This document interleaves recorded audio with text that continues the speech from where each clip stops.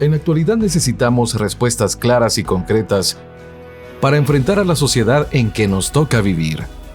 Fe y actualidad. Respuestas bíblicas a los dilemas de hoy. Bienvenidos queridos amigos, soy Gonzalo Chamorro y qué placer compartir con ustedes a través de este medio digital en su programa Fe y Actualidad, un espacio que pretende responder desde una perspectiva bíblica, teológica, histórica y científica a los dilemas morales que nos plantea el escenario contemporáneo. Y hoy estaremos tratando un tema muy coyuntural, un tema que amerita una reflexión inicial para que ustedes puedan profundizar con mayor importancia la temática que quisiéramos tratar, y es el embarazo en adolescentes, cómo tratarlo. Y para eso no me encuentro solo, me encuentro excelentemente acompañado y quisiera presentar a tres buenas amigas, siervas de Dios, a quienes admiro, a quienes respeto por la labor que hacen en sus diferentes áreas. Y me refiero en primer lugar a nuestra buena amiga Rita de Castillo. Ella tiene 37 años de casada, 3 hijos de profesión médico cirujano. Actualmente está en el área pastoral de matrimonios y consejería en Iglesia Vida Real. Rita, qué bueno compartir contigo a través de este medio. Bienvenida. Muchas gracias, Gonzalo, y toda la comunidad de Fe y Actualidad. Para mí es un honor estar aquí con ustedes y poder abordar este tema tan importante para todos. Excelente. También quiero presentar a otra buena amiga y me refiero a Evelyn de Chacón. Ella tiene 28 años de casada, también 3 hijos, el mayor ya está casado, son fundadores del ministerio Movimientos Papás a Prueba de Todo, junto con nuestro buen amigo también Ricky Chacón, que ya nos ha acompañado en otras ocasiones aquí en Fe y Actualidad, y aparte están dirigiendo el ministerio de radial Con Todo por Mi Familia, La Manera de Jesús, por la 99.7 y también en Canal 27, parte del equipo del programa Inspiración por la Familia. Evelyn, qué bueno compartir nuevamente con usted a través de este espacio. Bienvenida. Muchísimas gracias, Gonzalo. Siempre es un privilegio, como dice Rita, compartir con la comunidad de Fe y Actualidad. Yo creo que es un reto y hay muchas cosas que podemos hablar y creo que hoy es un tema sumamente importante, así que gracias por tenernos aquí y gracias, Rita, qué alegre compartir con usted hoy. Muchas gracias. Y también presentamos a otra buena amiga, que ustedes la conocen muy bien porque es parte del equipo de Fe y Actualidad.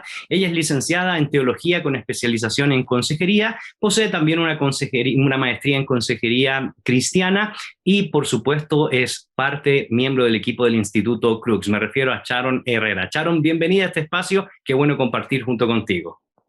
Gracias, Gonzalo. Te faltó decir cuánto tengo yo de casada, eso... Pues no me diste esos datos, pero cuéntanos, ¿cuántos años tienes de casada? Justo mañana cumplo apenas 4 añitos, así que ahí para celebrar. Está pura nuevecita. Pero bueno, queridas amigas, es interesante este espacio de conversación, pero para introducirnos a esta temática, precisamente Sharon ha preparado unos tópicos que nos van a ayudar para poder entablar un diálogo positivo, un diálogo que nos dé consejo, pero también que nos invite a hacer cosas relevantes respecto a la temática del día. Embarazo en adolescentes, ¿cómo tratarlo? Sharon, bienvenida.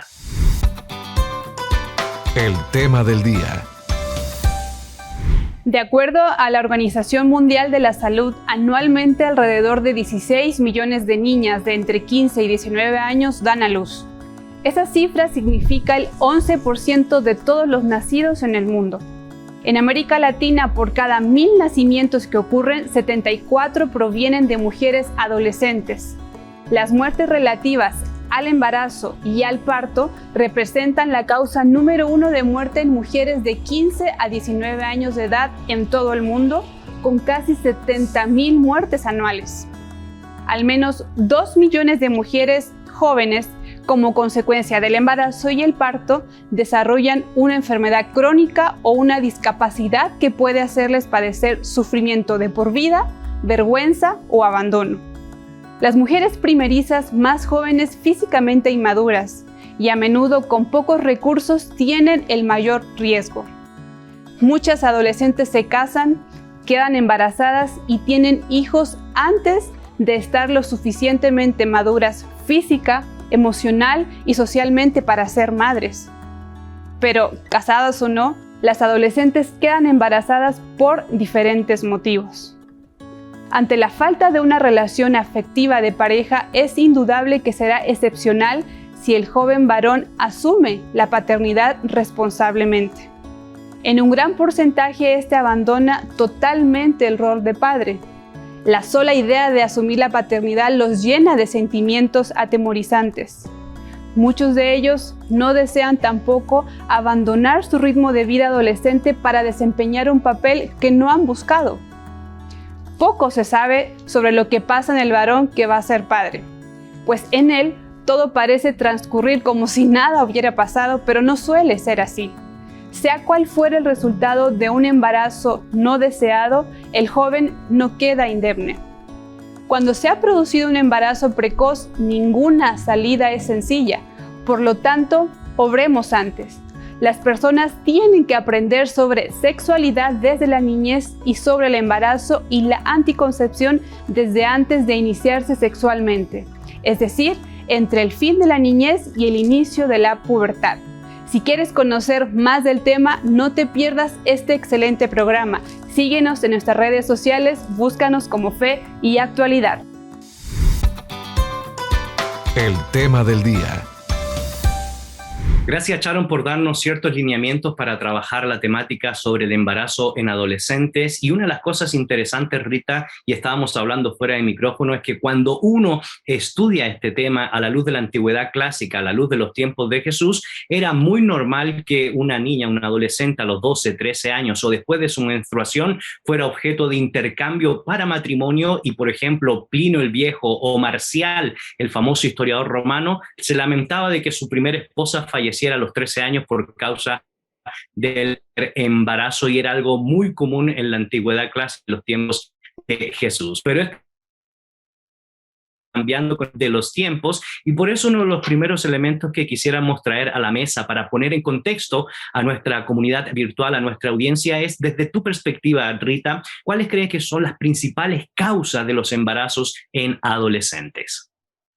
Bueno, realmente me gustaría definir solamente el término adolescencia, aunque creo que la mayoría ya lo sabe, pero hay mucha controversia y hoy los últimos datos hablan de esa etapa de la niñez y vamos a hablar de las niñas ahorita entre 10 y 19 años. Y cuando uno investiga este tema, Gonzalo y amigos, es sumamente importante porque hay causas que pareciera que no fueran las causas, pero sí lo son, y entre ellas está el no tener relaciones adecuadas afectivas con los padres, es la primera causa. Luego también el no recibir un apoyo espiritual, o sea, las niñas están ahí solas, violencia intrafamiliar, violencia sexual. También otra causa es no mantener relaciones estables con alguna pareja, sino que están saltando de un lado a otro. Tal vez a esa edad piensan que están jugando nada más, pero realmente hay consecuencias serias. Y el no conversar de parte de los padres con las niñas sobre lo que es la sexualidad. Estas son las causas que uno puede entender primeramente, y también quiero compartir que comprender que esta temática de embarazo en la adolescencia forma parte, queridos amigos, de toda la problemática de salud reproductiva de los países, ¿sí? Y eso es sumamente importante porque no es algo aislado. Entonces también hay causas sociales que inciden en esta problemática, y entre ellas es el inicio cada vez más precoz de la vida sexual de las niñas, por todo lo anterior dicho, el poco reconocimiento de los riesgos. Las niñas ni los padres tampoco saben el riesgo que estas niñas van a tener, las relaciones sexuales imprevistas dentro de la propia familia. Y tú hablabas, Gonzalo, de la antigüedad, pero déjame decirte que en nuestros departamentos del interior de la República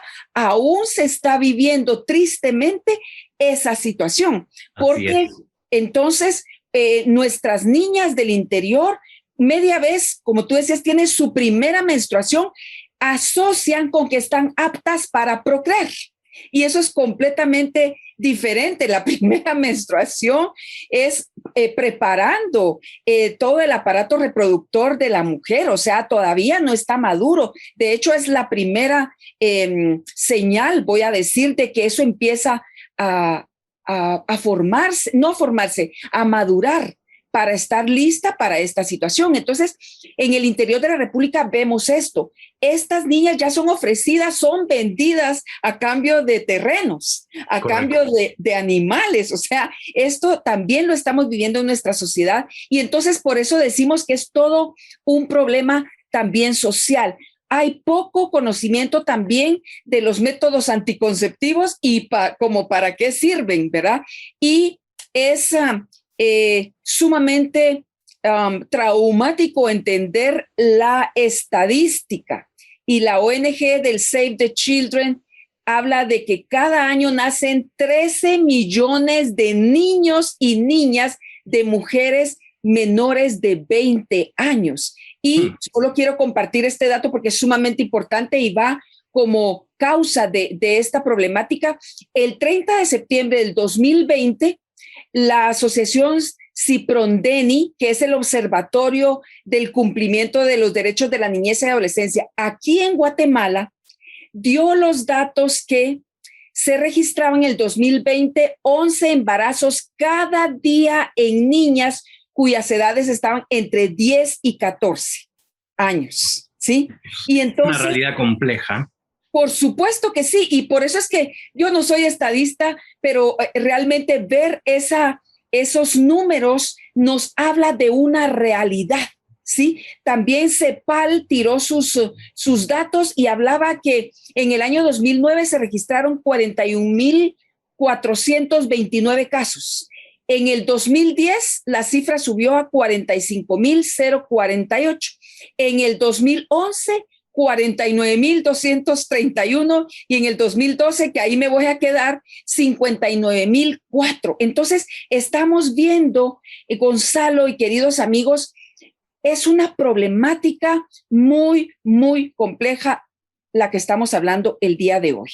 Y por eso, queridos amigos, hemos colocado una pregunta en nuestras redes sociales porque vale la pena masticarla, dialogarla y por supuesto queremos saber también su opinión respecto a esta temática. Embarazos en adolescentes, promiscuidad o abuso sexual. Y en ese sentido, Evelyn, Rita ya nos ha puesto un poco el contexto de las principales causas, uno por contextos sociales, por decadencia cultural, moral, que básicamente es eso, y esto tiene efectos físicos, efectos psicológicos, y es interesante porque cuando uno comienza a estudiar las estadísticas de los últimos años, no estamos hablando de 100 años atrás, estamos hablando de 5 años, de 4 años. Hace 5 años la OMS decía que los principales embarazos o la mayor cantidad de embarazos que se daban a nivel planetario estaban en la parte subsahariana de África, en América Latina, en el Caribe, pero resulta que en los últimos 5 años ha crecido porcentualmente en Europa, en Norteamérica, en Canadá,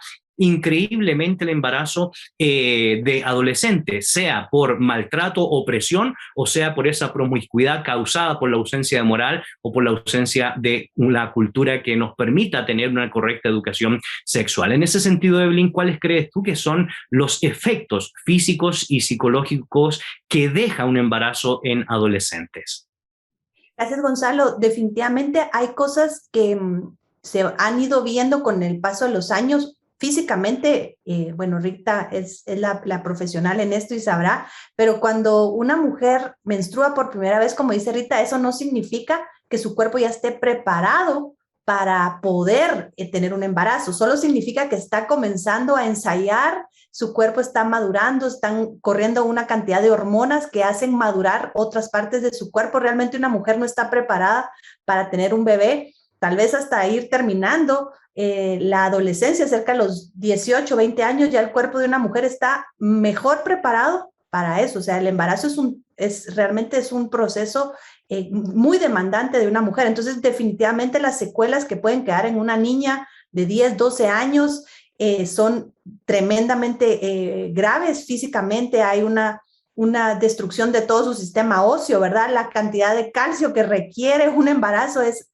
impresionante, sobre todo que estamos hablando que muchas veces se dan niñas con una desnutrición otra vez por el sistema en el que está, ¿verdad? Hay una vinculación entre el ambiente en donde ha crecido y el embarazo, entonces puede ser, miren, cosas desde la caída de pelo, caries que no tenía antes la niña, artritis anticipada, su útero puede ser que simplemente se dañe por ese primer embarazo y no digamos muerte por el parto, ¿verdad? No quiere decir que siempre suceda, pero sí es algo que puede ocurrir y que es más riesgoso en una niña. Entre más joven es mayor el riesgo. Y psicológicamente creo que el hecho de que una niña menstrue a los 10 o 12 años, ahora se están viendo menstruaciones mucho más anticipadas por la carga hormonal y por el estímulo visual que están recibiendo los jovencitas, se están adelantando a ese desarrollo. Eso no quiere decir que estén psicológicamente preparados para un embarazo. Las que hemos dado a luz sabemos lo demandante que es, ¿verdad? Lo que es tener un hijo, sea uno mamá o papá, es sumamente demandante y un niño obviamente no está preparado para eso. Pues desde traumas de todo tipo, puede haber ansiedad, puede haber depresión, suicidios, hay un montón de cosas a nivel psicológico que puede darse, ¿verdad? Esto es como el escenario más tétrico y más negativo que podemos presentar.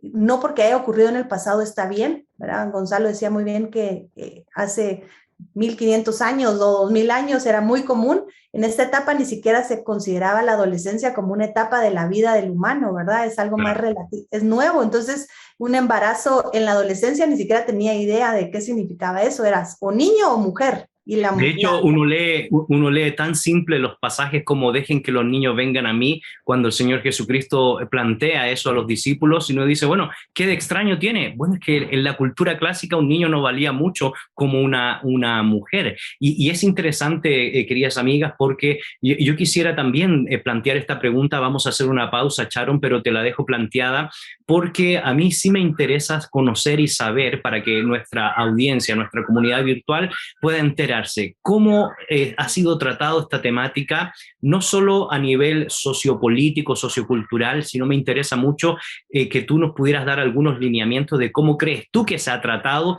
esta temática, inclusive dentro de las iglesias. Lo digo porque lo hemos mencionado en otras ocasiones y es cierto, carecemos de una buena educación sexual dentro del contexto del hogar. Y mi pregunta es, ¿también se carece de una buena o mala educación, de una mala educación sexual dentro del contexto de las iglesias? Lo dejo planteado porque creo que es un elemento que tenemos que tratarlo, tenemos que quitar esa morbosidad que existe detrás del tema, tratar las cosas como son, bajo sus justos nombres, sus justos conceptos, para poder entender que esto trae serias consecuencias, tanto físicas como psicológicas. Las causas de esto son complejas y por eso tenemos que aprender a ser preventivos, no solo en el mero acto sexual, sino todo lo que está detrás en el ambiente en el cual nos rodeamos. Haremos una breve pausa. No se desconecten, queridos amigos. Esto es Fe y Actualidad. Regresamos.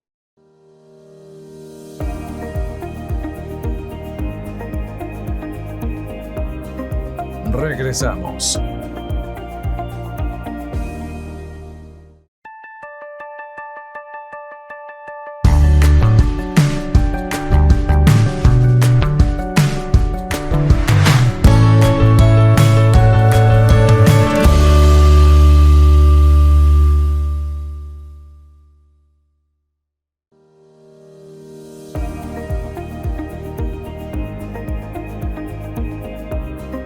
Continuamos. Ya estamos de regreso, queridos amigos. Soy Gonzalo Chamorro. Me encuentro en una agradable conversación junto con Rita de Castillo, Evelyn de Chacón y Sharon Herrera, y estamos desarrollando la temática embarazo en adolescentes, cómo tratarlo.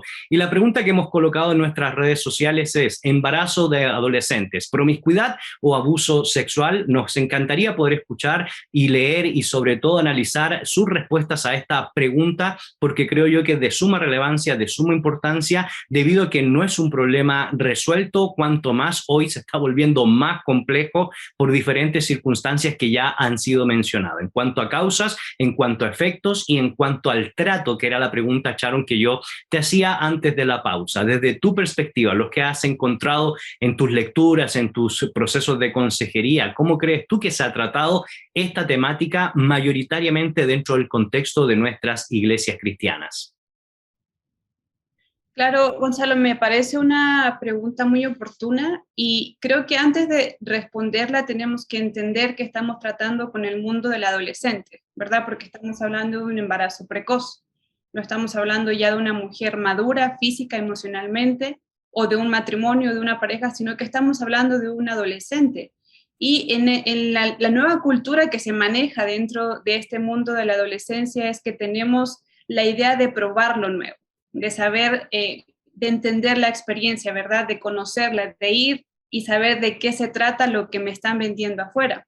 Y tú preguntabas específicamente dentro de nuestras comunidades de fe o dentro de las iglesias, y parece, y observo al menos en lo poco que yo he podido tratar este tema, es que no se habla porque es un tabú. Es decir, no, nuestros adolescentes de nuestras iglesias, y al menos aquí en la cultura de Guatemala, he escuchado muchas veces que dicen, no, si nuestros adolescentes o nuestros hijos, no, ellos son vírgenes.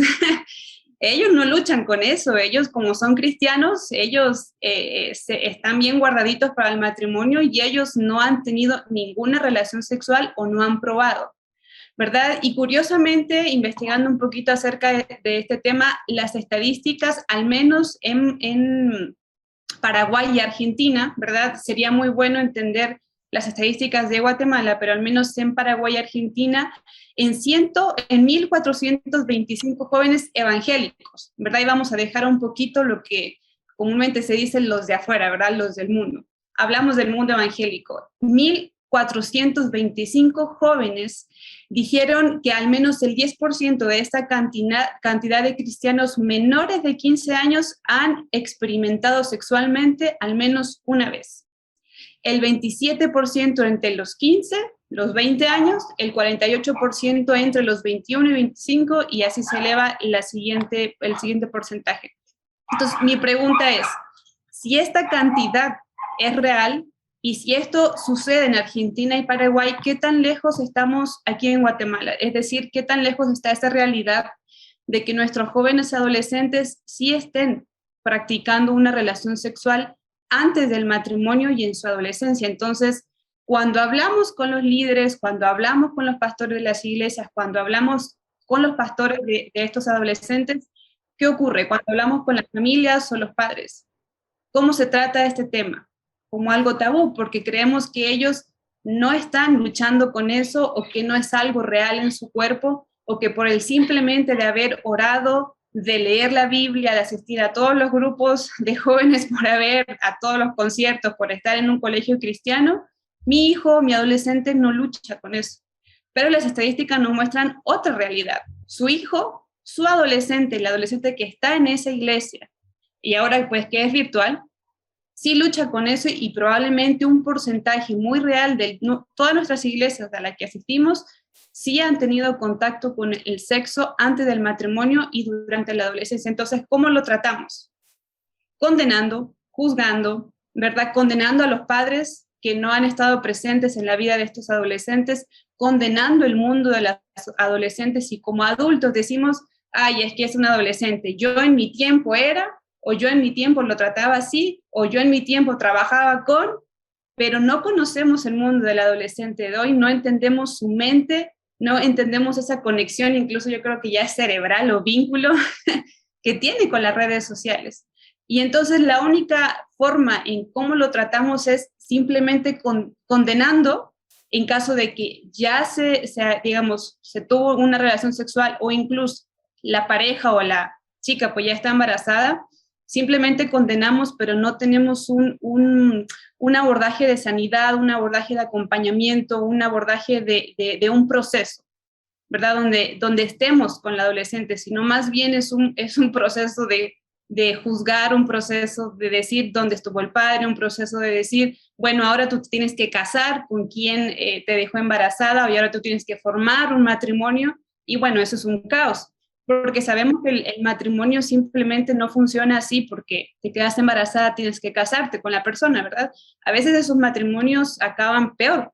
Acaba la mujer o el varón en depresión, como lo decía Evelyn, queriendo quitarse la vida, el niño sufre, la criatura sufre. Entonces, bueno, es una realidad que, aparte de eso, la fe y el concepto de Dios como Padre o el concepto de la gracia y del perdón está muy alejado, porque lo único que la iglesia hace hoy por hoy es juzgar. Entonces, creo que todavía no lo hemos solucionado, Gonzalo. Creo que todavía no hemos planteado muy bien cómo podemos trabajar con esta comunidad, con nuestros adolescentes o con un embarazo precoz en diferentes áreas de nuestras iglesias. Creo que todavía no se ha solucionado del todo. Muchas gracias por esa reflexión y esos aportes, Sharon. Y es interesante porque en esta parte del programa, Rita, Evelyn y Sharon, quisiéramos dar algunos ejemplos de lo que podríamos trabajar en nuestras comunidades de fe. Yo sé que obviamente estamos probablemente haciendo una generalización. Hay contextos y hay ministerios que se están dedicando a desarrollar un trabajo específico en el área de adolescente, en el área de la educación sexual. Pero antes de dar los desafíos, antes de dar los ejemplos de trabajo, antes de dar ciertos lineamientos de cómo tratar esta temática, en el caso tuyo, Rita, Evelyn, ¿qué es lo que han encontrado en esos procesos de consejería pastoral, en esos procesos donde comienzan muchos miembros de las congregaciones o no necesariamente de congregaciones o comunidades de fe a buscar ayuda porque no saben tratar esta temática? ¿Qué es lo que generalmente nos encontramos en el diario vivir respecto al tema de embarazos de adolescentes, Rita? Bueno, la verdad es que me gustaría aportar un poquito de todos los efectos de este embarazo, porque alrededor de eso es que vienen a pedir ayuda en consejería. Entonces, por ejemplo, hay efectos, la Organización Mundial de la Salud los clasifica en esos efectos para el bebé. Entonces hay malnutrición, partos prematuros, niños con trastornos de desarrollo y malformaciones y un 50% de probabilidades de morir. Entonces, en base a solo estos efectos físicos del bebé, hay mucha consejería con respecto a qué podemos hacer si este bebé ya tiene una malformación, qué hacemos, y toda esa desorientación que los padres de familia, y no digamos la jovencita, tiene al respecto. Luego, si nos vamos a los efectos... Perdón, Rita, yo he leído que hasta hipertensión produce acelerada. Es increíble.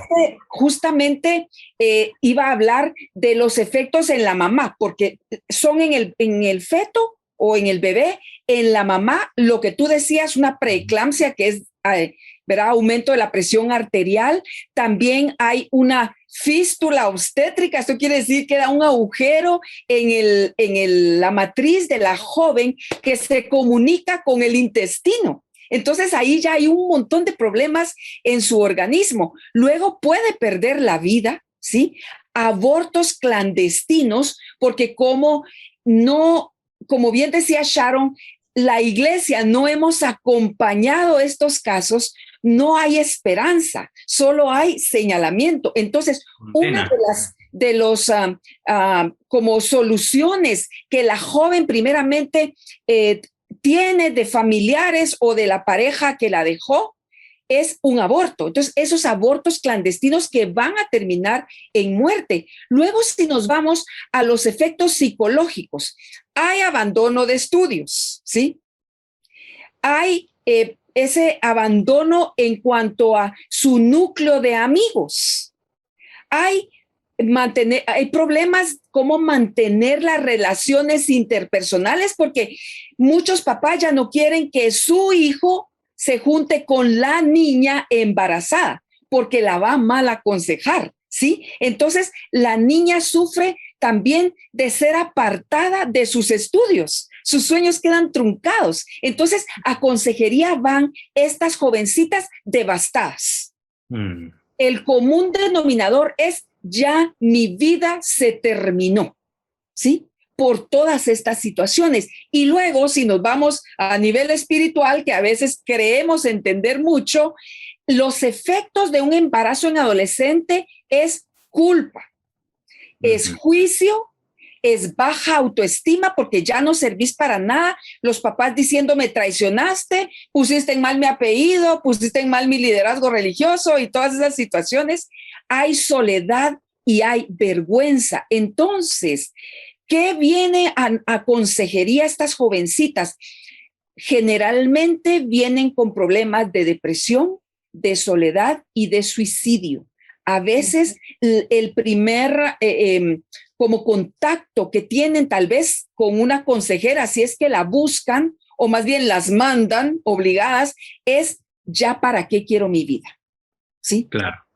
Entonces, y es interesante, Rita, porque y a eso se le suma lo que tú planteabas al inicio del programa, de que en algunos contextos, en nuestros países, en América Latina, en nuestra Guatemala, sobre todo en el interior del país, no solo la mujer sigue siendo producto de un elemento contractual, es decir, se firman contratos para adquirir tierra, ganado u otras cosas, sino que en muchos contextos todavía la pobre niña, la pobre adolescente, tiene que pasar sexualmente hablando por el papá y por los hermanos para que posteriormente llegue a el esposo en este grado de contrastación aberrante que nos sitúa en la antigüedad más arcaica, más primitiva de la historia de la humanidad. Entonces es una realidad complejísima, Rita. Así es, y fíjate que también es sumamente importante entender que en nuestras iglesias, que pareciera que fuera la fuente donde van a encontrar ellas ese abrazo, lo que encuentran, como bien decía Sharon, es culpa. Entonces las niñas llegan, vamos a situarnos, porque las niñas del interior no tienen ni ese acceso a hablar, Gonzalo, ¿sí? Exacto. O sea, voz ni voto, no hay. Y no hay a dónde llevarlas, eso no existe en esas comunidades. Allí ella cuenta su historia a la abuelita, al abuelo, a toda la, ¿verdad? Los parientes, pasa una vergüenza, cuenta y cuenta y cuenta esa situación. Pero si nos situamos en nuestro ambiente y hablemos de nuestro ambiente eclesiástico, ¿sí? Las niñas también reciben esa carga de, si son hijas de líderes espirituales, esa situación es bien compleja, porque quieren tenerlo en secreto, ¿sí? Para que su liderazgo no se vea afectado. Y entonces ahí el mensaje en general, a mi criterio, que recibe la niña es: no sirves para nada, echaste a perder todo. Y su autoestima, que recordemos que la adolescencia es la etapa de la vida en la cual ellos están, ¿verdad?, desarrollando su psicología, su estatus social, ¿me entienden? Toda esa situación. Y ahí viene ese corte y entonces es lastimada en general la autoestima de las jóvenes. Correcto. En el caso tuyo, Evelyn, igualmente la misma pregunta y posteriormente para ti, Sharon, aportar en esta línea que estamos trayendo a la mesa. ¿Qué es lo que has encontrado en relación al ministerio que has desarrollado y qué pautas, Evelyn, podemos comenzar a dar a nuestra audiencia para tener ciertos elementos no solo teóricos, sino también prácticos a la luz de la Biblia, a la luz de la experiencia y a la luz de lo que nosotros deberíamos hacer en términos de prevención y educación? Mucha vergüenza, yo creo que ese es un hilo conductor que lo vamos a encontrar. Definitivamente es algo que los padres, como bien dice Sharon, no nos gusta ni pensar, ¿verdad? Que nuestros hijos, menos adolescentes, van a estar involucrados en actividad sexual. Y es algo continuo, ¿verdad? Mucha vergüenza, mucha culpabilidad de parte de los papás. Tal vez el adolescente más vergüenza que el papá suma culpabilidad. Si hay una separación entre papá y mamá, echarse culpas entre unos y otros. Entonces, a consejería vienen muchas veces buscando que uno valide la terminación del embarazo. Y esto es algo muy importante y algo que yo tenía en mi mente decir, el embarazo no es el problema. El problema es el desorden sexual, el no seguir los lineamientos que Dios nos ha dejado, porque a veces pareciera como que Dios es el Grinch de la historia y entonces no quiere que nosotros disfrutemos de esa sexualidad que Él nos ha dado como un regalo. Y entonces los papás venimos y hacemos muchas veces el comentario, no me vayas a salir embarazada o no me vayas a dejar embarazada a tu novia. Y ese no es el problema es qué está pasando con la sexualidad de nuestros hijos y de nosotros mismos, ¿verdad? O sea, es es un tema que creo que es mucho más profundo que el embarazo. El embarazo es el fruto de un desorden que se está viviendo en la sociedad y en nuestras iglesias, porque esas estadísticas que nos da Sharon son alarmantes, ¿verdad? Y no creo que estemos muy lejanos en Guatemala, ni en las áreas urbanas, ni en las áreas del interior, dentro y fuera de la iglesia, porque realmente creo que hemos abordado el tema de la sexualidad de una manera no sana. Entonces, cuando vienen a consejería es, hagámosle ahora ganas, diríamos en Guatemala, ¿verdad? O sea, el embarazo no es el problema, no con terminar un embarazo, entonces ya la niña va a regresar a ser niña y el niño que dejó embarazado va a regresar a tener, no, lo único que estamos haciendo es quitando un fruto de algo que es más profundo. Entonces tenemos que tener mucho cuidado cuando transmitimos este mensaje, ¿verdad? Embarazo precoz es un tema delicado, más que por el embarazo, obviamente hay cuestiones físicas delicadas, es qué está pasando atrás. Una persona no queda embarazada en su primer contacto sexual. Rita, como doctora, no me dejará inventarme esto, ¿verdad? No es la norma. Puede suceder, pero la estadística nos dice que tiene que haber muchos contactos sexuales. Entonces, digamos, es un caso de un abuso sexual. Quiere decir que esa niña ha estado en un entorno donde ha sido continuamente abusada por alguien, un padre, un padrastro, un tío, qué sé yo, ¿verdad? Un maestro, hay muchas situaciones. O si está en una relación de noviazgo, quiere decir que ha tenido una actividad sexual de algún tiempo, y eso lo que nos habla es que hay un tema más profundo que en sí el embarazo. El embarazo solo nos está dejando ver que algo está pasando en nuestras comunidades, ¿verdad? Y los dejaría con que creo que lo que nosotros tratamos de aconsejar es prevención, ¿verdad? Exacto. Una vez sucedió y están activos sexualmente y hay un embarazo, es acompañar a esta niña. No necesariamente deben de casarse, yo concuerdo, y tal vez hay muchos pastores que me van a oír y se les va a parar el pelo, pero yo lo aprendí de un pastor y él nos dijo, un error no se soluciona con otro error, ¿verdad? O sea, un embarazo fuera de matrimonio no se soluciona con un mal matrimonio. Entonces, creo que hay mucho que la iglesia puede hacer. Y si alguien nos está escuchando y está en esta situación, la mejor forma de abordar un embarazo no esperado es abrazándolo y apoyando desde físicamente hasta emocionalmente, psicológicamente, espiritualmente a la persona, y quienes no están viendo embarazos con prevención. Muchas gracias, Evelyn, y vamos a hacer una pausa, pero sé que Sharon también tiene algo que aportar respecto a esta temática, y cuando regresemos vamos a reflexionar pastoralmente, vamos a apelar a la gracia y, por supuesto, algo que ustedes han mencionado hasta ahora. Es triste que solo nos hemos dedicado a reaccionar. El ideal es que seamos preventivos, y eso parte en casa. Es cierto, a veces queremos que en la iglesia se solucionen estos problemas, pero si no partimos en casa con una correcta educación, va a ser muy difícil que en este otro lugar, como es la comunidad de fe, podamos resolver los grandes males. No te desconectes, esto es Fe y Actualidad.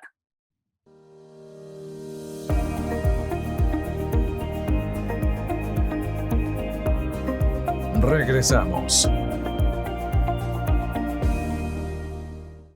El Sermón del Monte es, probablemente, el discurso más conocido de Jesús. Dicho sermón adquiere una notable relevancia por su tema: la justicia del reino. En este libro, el Dr. David Suazo no solo elabora un comentario exegético al Sermón de la Montaña, sino que también agrega sus particulares reflexiones pastorales, hermenéuticas y teológicas, según el contexto. En otras palabras, este libro nos exhorta a obedecer y a enseñar a obedecer la justicia del reino.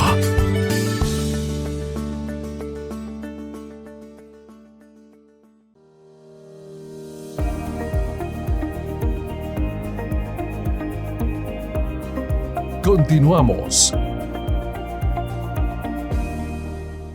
Ya estamos de regreso, queridos amigos. Soy Gonzalo Chamorro, me encuentro en una agradable conversación. Hoy sí, el que aprendo soy yo. Reconozco que es una temática que me interesa, pero no he investigado mucho respecto a este tópico, y qué mejor de poder compartir con tres personas que sí han tenido el tiempo de poder escuchar, conocer e investigar, y me refiero a Rita de Castillo, Evelyn de Chacón y Sharon Herrera. Y estamos tratando el tema embarazos en adolescentes, cómo tratarlo. Sharon, en la sección pasada estuvimos viendo compartiendo algunas dinámicas en las cuales tanto Rita como Evelyn pudieron reflexionar a la luz del ministerio cristiano que ellas desarrollan y lo que escuchan en torno a las circunstancias de la consejería producto a los efectos físicos y psicológicos, y obviamente nos dieron palabras interesantes de sabiduría para poder comenzar a tratar esta temática. En tu caso, ¿qué aportarías respecto a esta dinámica, los efectos que produce un embarazo en adolescente, y también si nos pudieras aleccionar o instruir con elementos concretos que deberíamos comenzar a tomar en cuenta en torno a esta dinámica, Sharon? Claro, escuchando a mis anteriores amigas, estaba pensando en lo siguiente: hay una realidad en Guatemala que, de acuerdo a la pregunta del día que tenemos, ¿verdad? Sí existe una alta tasa promedio estadística, no sé, de abuso sexual. Incluso yo estuve apoyando en una casa hogar que atendía a adolescentes madres, y de las, solo por decir un número al aire, ¿verdad? De las 15 tal vez que habían allí, las 13 habían sido abusadas sexualmente por el padre, el padrastro. Lamentablemente, un caso de ellas, la familia la juzgó, la criticó porque el padre paró en la cárcel, y bueno, cosas así que uno realmente es ajeno en las iglesias de esos casos de la vida diaria que son tan reales. O sea, sí existe unas estadísticas muy reales, y sobre todo aquí en Guatemala, de que estos embarazos son por abuso sexual. Eso no hay que dejarlo de lado, porque a veces podemos llegar incluso a juzgar incluso eso, ¿no? De que si vemos a la niña caminando ahí, vamos a decir, ¿no? ¿Qué pasó con el novio? ¿Qué pasó? ¿En dónde se metió? ¿Por qué andaba jugando? ¿Qué ropa vestía? Y todas esas cosas que traemos. Pero no, existe una realidad, y la realidad del abuso sexual es tan fuerte que también no tenemos que dejarlo de lado con el tema de prevención, que es lo que quiero ligar. Porque esto, tanto el abuso sexual como un embarazo precoz por noviazgo, por, ¿verdad? Pues por el momento de la experiencia o de disfrutar, tiene un elemento puntual que tenemos que tocar en las iglesias y en nuestras familias, que es lo que mencionaba Evelyn y Rita, la prevención. La prevención es una palabra aquí muy importante, y si algo queremos que usted, querida audiencia, recuerde, es el tema de prevención. No por hablarlo, ¿verdad? No vamos a hacer que nuestros hijos no lo vivan, no lo experimenten, no tengan dudas, porque sí lo entienden, sí las tienen. Entonces yo quiero dejar 2 puntos, porque yo sé que también Rita y Evelyn tienen mucho que decir, pero quiero dejar 2 puntos, Gonzalo, aquí bien claros.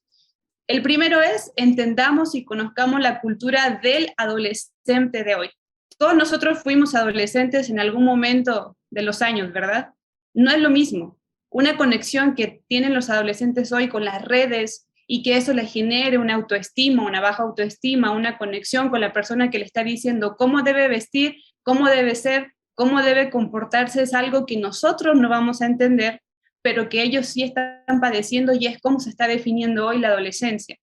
Entonces, entendamos esa conexión que ellos tienen, porque de ahí ellos succionan de su autoestima, succionan la idea de ser, hoy por hoy, la idea de ser un adulto, y eso no necesariamente es lo mejor, porque no sabemos sobre quién se están basando para ellos identificarse, ¿verdad? Sean cristianos o no. Y el segundo punto, y con eso termino, me gustaría que también abandonemos la doble moral que educa sexualmente a los varones, como teniendo más derechos sobre el cuerpo de las mujeres y menos responsabilidades sobre las consecuencias de sus actos, porque si ustedes se fijan, hablamos mucho de ellas, de las chicas, pero ¿qué sucede con el varón? ¿Dónde están los padres que están educando a estos varones que solo cumplen con el objetivo de decir: ya no soy virgen y ya tuve una relación sexual, sin pensar en las consecuencias que eso provoca a una niña, a un adolescente, a una joven?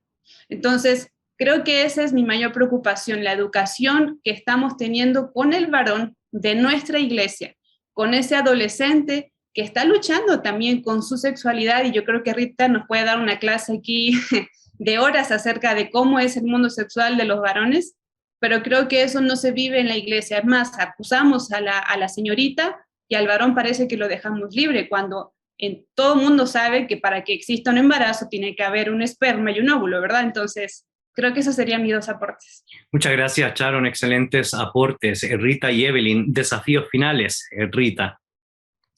Bueno, yo iniciaría con una pregunta para nosotros mismos los pastores, porque aquí habemos pastores, ¿verdad? Y esto nos compete también. ¿Qué está haciendo la iglesia para ayudar a este grupo vulnerable?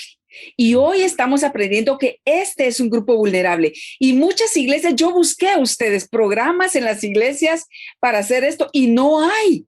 Y entonces me encontré con la observación de un pastor y decía, algunos piensan que no nos compete. Eso no nos compete a nosotros. Y muchos pastores también dicen, bueno, ¿dónde está en la Biblia que tenemos que ayudar? Y él contestaba y me encantó y por eso quiero compartírselos. Explícitamente no está, pero solamente si nos vamos a Mateo 22:39, ama a tu prójimo. Él disertaba ahí todo un estudio muy lindo de cómo solo basado en ese principio que Dios nos da, tendríamos que estar haciendo algo las iglesias. Y yo estoy de acuerdo con lo que dice Sharon, la prevención debe ser nuestra primera arma, pero yo me quiero centrar en cuando ya tenemos la problemática. Y entonces, de veras, ustedes, yo empecé a buscar programas ahí para ver qué hay y no hay. Y solamente encontré en España un programa que es laico para nuestro dolor.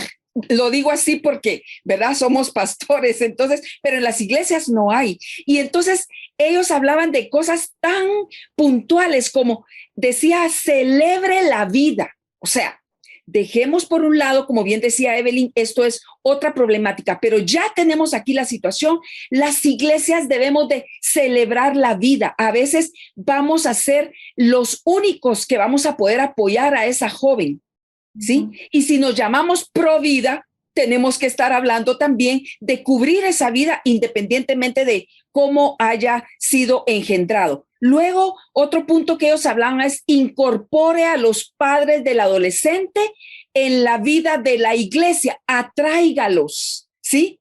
Hay un dicho que dice, quien ama a tu hijo, ¿verdad? Te ama a ti también. Entonces, de verdad, tal vez vamos a hacer ese brazo evangelístico para esos padres que no saben qué hacer al incorporarlos por amor a sus hijos. Anímelos a compartir sus historias. Y ahí lo podemos usar en un campo preventivo, que estas jóvenes puedan decirle a otras que por ignorancia, que por falta de guianza, que por cualquier situación, ellas están viviendo esto, ¿sí? Entonces, podemos utilizarlas ahí también. Y de verdad hablaba de cosas ustedes tan bonitas como hágale su baby shower, ¿sí? Que la iglesia las abrace de esa manera a celebrar la vida. Ya las jóvenes llevan encima de ellas ustedes toda esa pena y toda esa culpa como para que nosotros, los que se supone que guiamos espiritualmente, les pongamos otra carga. Entonces, me encantó cuando yo leí ahí, mire, hágale su baby shower, ¿sí? Correcto. Con sus amigos, con los jóvenes del grupo de jóvenes, ¿por qué no? Se trata de incorporar, ¿sí, Gonzalo? Y sobre todo eso, ¿verdad? Si el Señor ya le perdonó, ¿quiénes somos nosotros para seguir condenando? Y podríamos seguir hablando, solo nos quedan 2 minutos, mi estimada Rita y Evelyn, te queríamos escuchar un poco sobre palabras concretas y finales, Evelyn, en torno a la temática que nos convoca el día de hoy. Tal vez yo lo que tenía en mente es decir, definitivamente la prevención incluye la denuncia. Creo que parte de lo que la iglesia debe de levantar es tener protocolos y conocer la ley de su país. En Guatemala, una vez nos enteramos de que hay un abuso y obviamente si una niña de 10, 12 años está embarazada, hay algún tipo de abuso porque no es una edad normal, ¿verdad? Puede ser que haya habido un abuso porque los padres la abandonaron, puede haber habido un abuso sexual dentro de su hogar o puede haber habido un abuso de una persona mayor que se aprovechó de la situación. Creo que la denuncia es algo que tenemos que aprender a hacer, no con el fin de vengarnos, pero de alguna manera lo encontramos en la Biblia. La palabra dice que para eso existe el sistema de gobierno, para proteger al más débil. Como dice Rita, yo creo que amar a nuestro prójimo es también hacer lo que la ley nos pide, y es hacer una denuncia, no con el fin de la venganza, sino con el fin de parar aquello que está ocurriendo, porque algo que aprendí es una persona que abusa, digamos, hablando específicamente de aquellos embarazos productos del abuso sexual, es que una persona, un abusador, puede tener hasta 75 víctimas. Entonces, si nosotros detectamos a una persona que ha sido abusada, necesitamos saber que hay otros en riesgo. Entonces, la denuncia sería el mensaje que yo les dejaría como también preventivo. Excelente, Evelyn. Y ustedes, queridos amigos, como podrán darse cuenta, hay mucho que decir respecto a este tema. Lo único que queremos es picarlos, es desafiarlos a que puedan profundizar en sus comunidades de fe, pero por sobre todas las cosas, hacerse siempre la pregunta, ¿qué haría Jesús en su lugar? Y ténganlo por seguro que Él abrazaría, acompañaría y extendería esos brazos de amor y de gracia. No porque estamos diciendo que sea algo correcto, sino que estamos diciendo que la prevención evita lo incorrecto, pero también, si sucede, entonces aprendamos a abrazar y a dar seguridad y acompañamiento como comunidad de fe. Muchas gracias a las tres, y a ustedes, queridos amigos, les dejamos con una reflexión especialmente preparada para ustedes. Esto ha sido Fe y Actualidad. La reflexión. Saludos amigos y bienvenidos a este espacio de reflexión. Como ustedes sabrán, el libro de Santiago, según los expertos, es uno de los primeros libros escritos en la historia de la canonicidad. Algunos creen que probablemente haya sido desarrollado entre el año 45 y el año 48.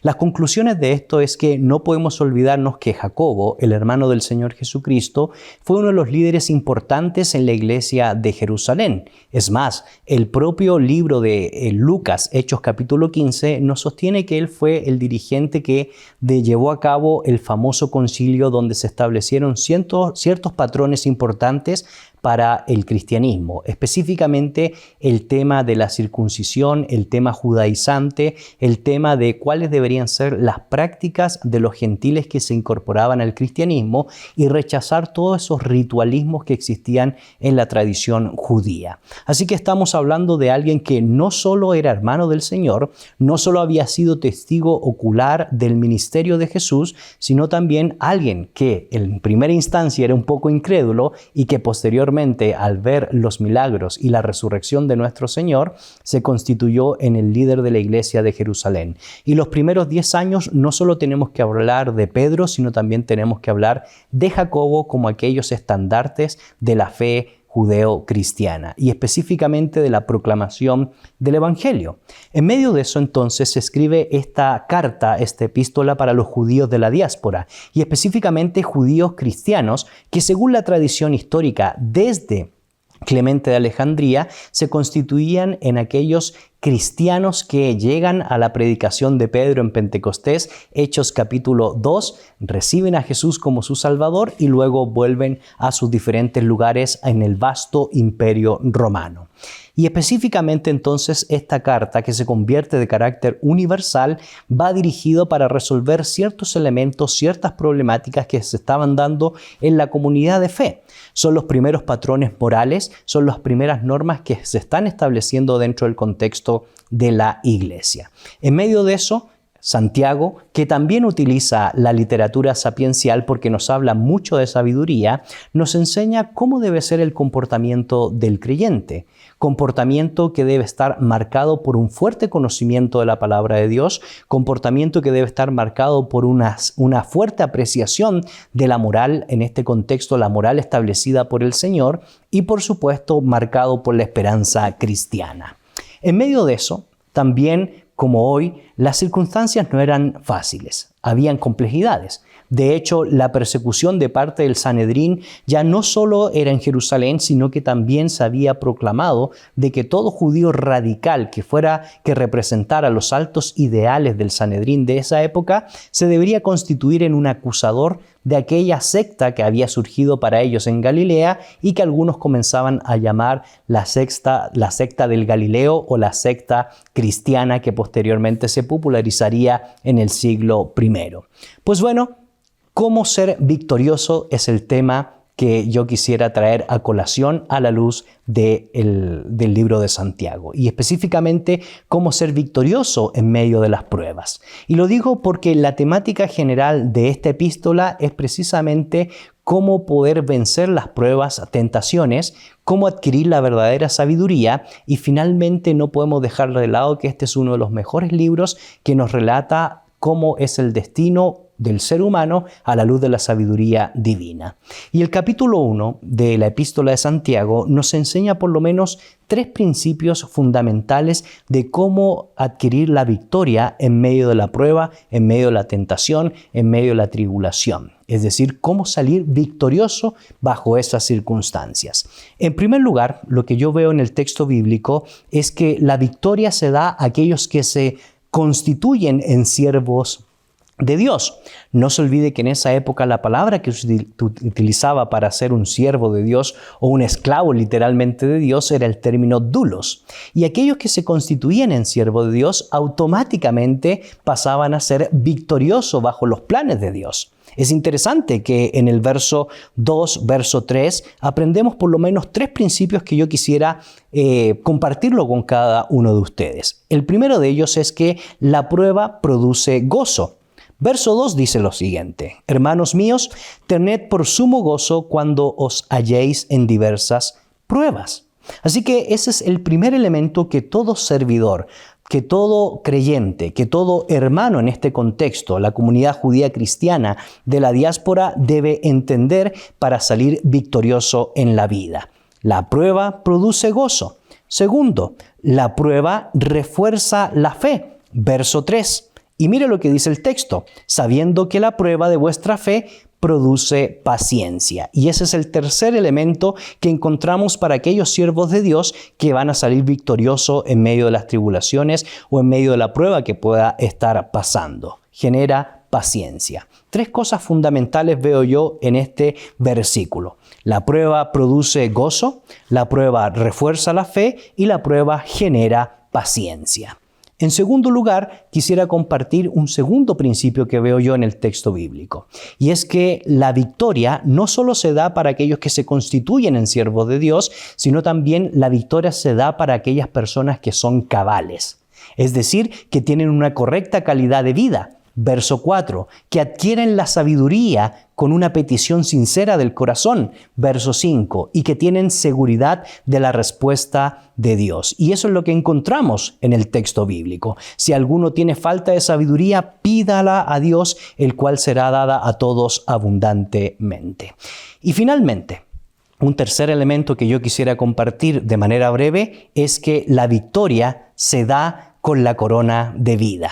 ¿Por qué? Porque nos da firmeza de ánimo, verso 8, nos tiene como personas exaltadas a causa del sacrificio de nuestro Señor, verso 9, y finalmente descansamos en Dios, verso 11. ¿Quiere ser usted victorioso en la vida? No se preocupe, constitúyase en siervo de Dios. Segundo, sea una persona cabal en cuanto a su calidad de vida, su integridad y su moralidad y la sabiduría que adquiere en la vida y por supuesto la sabiduría que proviene de la palabra. Y finalmente, la victoria nos da plena confianza en que Dios actuará tarde o temprano en nuestra vida. Mi deseo es que usted pueda ser una persona victoriosa. Que el Señor les bendiga.